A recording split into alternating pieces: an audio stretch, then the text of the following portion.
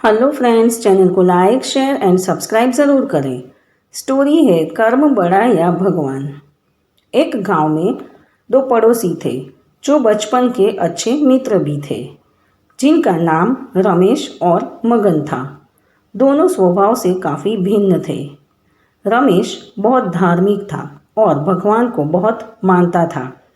वहीं मगन कर्म में विश्वास रखने वाला बहुत मेहनती व्यक्ति था।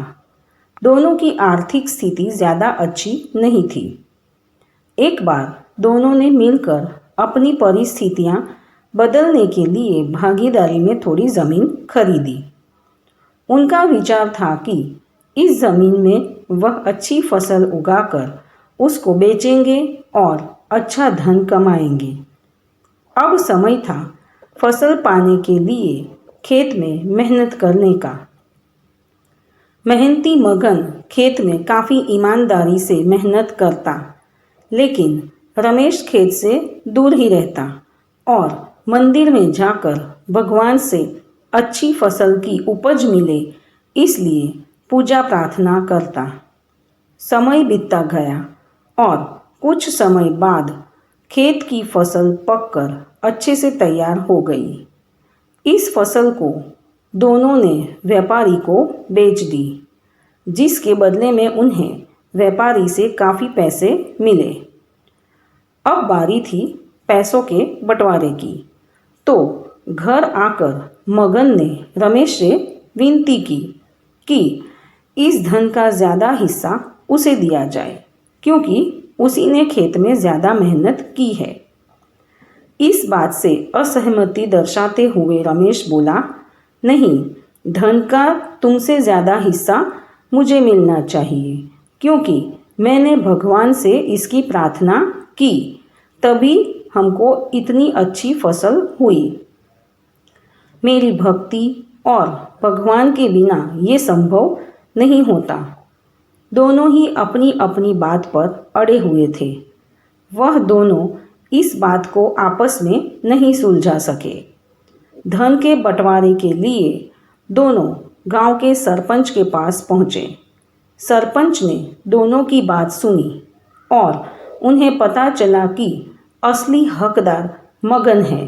फिर भी रमेश की गलतफहमी दूर करने के लिए सरपंच ने दोनों को एक एक बोरा चावल का दिया, जिसमें काफ़ी ज़्यादा कंकड़ मिले हुए थे।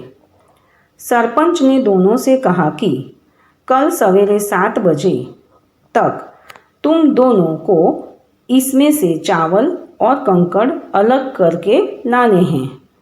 कल तुम दोनों के चावल देखकर ही मैं फैसला करूंगा कि इस धन का बड़ा हिस्सा किसको मिलना चाहिए।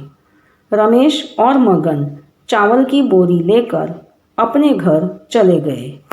मेहनती मगन ने रात भर बिना सोए चावल और कंकड़ को अलग किया, लेकिन रमेश चावल की बोरी को लेकर मंदिर में गया और भगवान से चावल में से कंकड़ अलग करने की प्रार्थना करके सो गया। अगले दिन सुबह मगन जितने चावल और कंकड़ अलग कर सका उसको लेकर सरपंच के पास गया, जिसे देखकर सरपंच खुश हुआ। रमेश वैसी की वैसी बोरी को ले जाकर सरपंच के पास पहुंच गया। सरपंच ने रमेश से कहा कि दिखाओ तुमने कितने चावल साफ किए हैं। रमेश ने कहा कि मुझे अपने भगवान पर पूरा भरोसा है कि उन्होंने सारे चावल साफ कर दिए होंगे।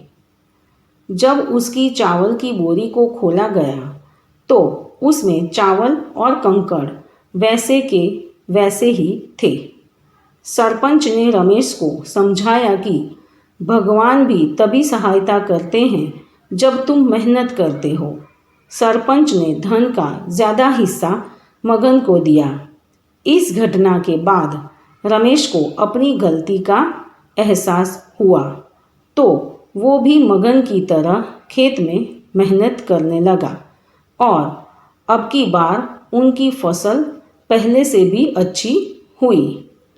दोस्तों, हमें कभी भी सब कुछ भगवान भरोसे नहीं छोड़ना चाहिए।